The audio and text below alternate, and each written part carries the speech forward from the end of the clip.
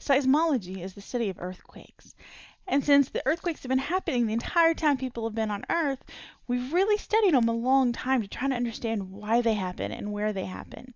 So the Chinese have actually studied them for hundreds and hundreds of years. China is a very seismically active area. And so what you see here is a machine that was actually crafted to be able to measure earthquakes. So you have this central kind of stand here, and there are these dragons sticking off of it. And in the dragon's mouth fits a little ball bearing. And when the ground shakes, it actually dislodges the ball bearing. The ball bearing falls down into the mouth of the frog below it. If you look right here, you can actually see it in action. There's that ball bearing actually falling. And what we found is this is actually pretty good. It can measure some fairly small ground motion, which is pretty cool. Now, we use a little fancier machine now to do that. We use a seismograph. Now, seismographs are the tools that measure ground movement. Now, but they measure two different things. They can measure vertical or horizontal movement. And I've got you a nice little video here. You can see what's happening here is you've got a drum that turns, and you've got a little pin on a mast on a spring. All right, and as the drum turns, the little pin draws a line. But when an earthquake wave comes, here it comes, push, push, push, push, push. It shakes the drum, but the mast basically stays in the same place. Let's go back, you can see that. You can also measure ground motion. Now, most modern seismographs actually measure north, south, and east-west motion. So you actually have two different horizontal motion detectors. So that you basically measure three directions for every earthquake. Now, this is a kind of a cool deal. So there's a program called EarthScope. This is a huge, like a multi-million-dollar project that was paid for by the National Science Foundation to understand the Earth a little bit better using a bunch of seismographs. And so what they did is they had this, they called it the portable array. So they put this huge array of seismographs all over the U.S. And they slowly moved them east, and now they're up finishing their job up in Alaska. So I'm going to show you what this looks like. There it is. All right. So this is where those the seismic array was on August 23rd, 2011. You can see other stations set up by this group. Lots of them in Southern California, but a nice little smattering the rest of the states. Now, on this particular day, there was an earthquake that happened in Mineral, Virginia. It was widely felt all over the western part of the United States. So you can see here's where the epicenter was. And so what we're going to do is this little station that's in yellow here, that's what you're going to see down here. So you can see when the earthquake waves actually arrive.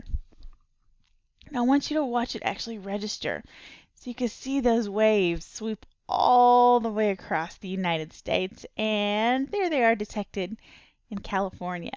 Pretty cool, right? And you can see the stuff along the Gulf Coast is shaking around. That's because most of that's wet sediment, so it shakes a whole lot more. Some of the older stuff doesn't shake quite as much. Pretty cool, right? This is an amazing piece of science they actually did, which is very cool. Now, a seismogram is the record for the seismograph. So that's that little squiggly line that we've all seen. So these are used to determine the magnitude and the location of earthquakes when they occur. Now, earthquakes energy travels in waves, and there's two major types of earthquake waves. You have body waves, which move through Earth's interior, and you have surface waves, which propagate only along the surface. Now, there are two main types of body waves. So these are the waves that actually move through the Earth. There's a primary or a P wave. Everybody just calls them P waves, and from now on, that's what we'll call them. These are the fastest type of earthquake waves, and they can move through both solid and liquid. And that's actually really important for the interior of the Earth because it's not all solid. This is a compressional wave, works just like sound. And these are recorded by the seismograph, but you generally don't feel them at the surface. The other type of body wave is called a secondary wave or an S wave. So you have primary and secondary. Now, S waves travel slower than a primary wave. And so where the names come from is a primary wave, because it's the fastest, is recorded by a seismograph first, and the secondary wave travels a little bit slower, so it's recorded second. All right, now these waves leave the focus or hypocenter of the earthquake at the exact same time. They're just recorded a little bit later because of the different speeds. Now in this case, this is a shear wave. The rocks actually kind of bounce up and down. You can often feel this in an earthquake, at least a big one. So it's kind of described as a little bump where you go up and down right before all the shaking really starts. And that makes sense because it does move up and down. Now, because of the way these waves propagate, they're not able to move through liquids, which means they don't get to move through the outer core. And this is how we know the outer core is liquid, because those P waves, so there's an earthquake that happens at the North Pole. Those P waves travel through the mantle. They travel through the outer core, inner core, outer core, mantle, and back out to the surface. You can record them pretty close to the South Pole. But since the S waves don't travel through that outer core, there's this whole region of the Earth that never measures that S wave. We call this the shadow zone. So this is how we know the outer core is liquid. It's also how we know how big it is. Now, conversely, you have surface waves. These move along only on the surface of the Earth, and because of that, they tend to be the most destructive. There's a couple times of these, depending on how the Earth is moving. On the left, you see the Raleigh waves, and so this is described as a rolling motion. And I've had somebody tell me who was in an earthquake in South America tell me that they were sitting in a bar, and when the earthquake happened, they could hear it rumbling and coming towards them. And when the surface waves actually hit, they could see the wood plank floor of the bar actually undulate in waves as these Raleigh waves hit.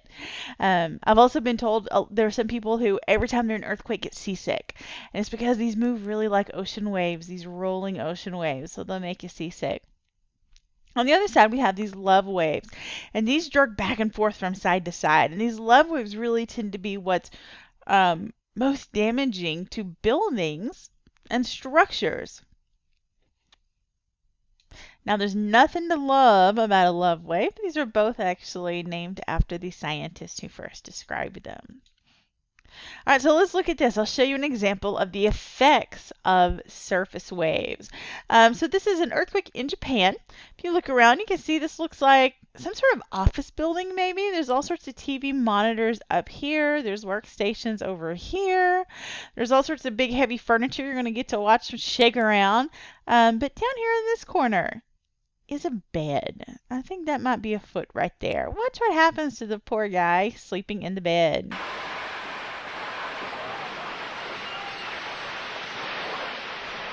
So you see everything shake back and forth really hard, right? That is those love waves. So they're really moving things around. Here's what a grocery store looks like. See those doors? That's why I tell people not to stand in doorways during an earthquake, because those doors slam open and close really hard. All right, that was kind of the most exciting part of that video for you. Now, so what happens is your seismographs are going to record these.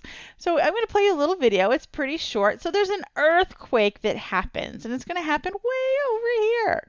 And these are seismographs set up at varying distances away from that. And you're going to see the P wave travels really fast. The S wave is a little bit slower, but the surface waves are by far the slowest. Stations A through D will respond to an earthquake with compressive P waves, shearing S waves, and rolling surface waves. The signals are recorded on the seismograms by color code as they arrive at each station. In reality, only Station A would respond to the earthquake, whereas the distant stations can only detect seismic waves using sensitive instruments. But here we jostle them in cartoon fashion to emphasize compressive and shear wave motions that appear on seismograms. And there's those last surface waves. Now, Uh-oh, let's go back just a little bit because I want us to look at these. One of these days I'm going to get this done. Stations A through D will respond. All right, hold on. Let me do it this way. All right, there we go. Took me long enough here. So what I want you to notice is A was very close to the earthquake there. And the P and the S and the surface waves are all very close to each other. B's a little bit further away, takes longer to record, but there's a bigger gap in between those. C's a little bit further away, there's a bigger gap between those. There's a longer time in between. And D is really far away, and in this case, it actually never even records the S wave, but you notice that's because they all got absorbed by that outer core there. So a really long gap. So one of the things we can use a seismograph here to figure out, or seismogram, is how far away the earthquakes are. And you can do that because we know the speed that both of these waves, the P and the S, move through rocks. And if we look at the time difference between the two, we can actually figure out how far away they are.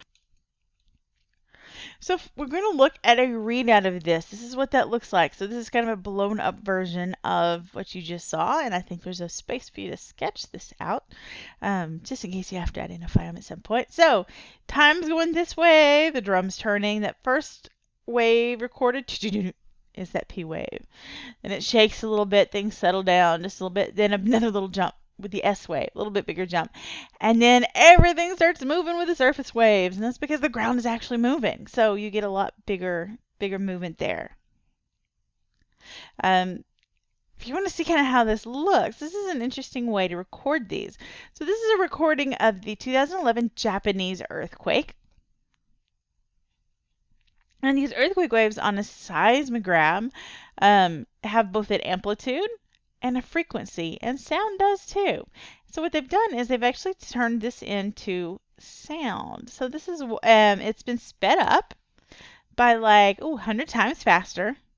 But every big boom you hear is a pretty good sized earthquake, and every little pop after that are going to be aftershocks. Here we go.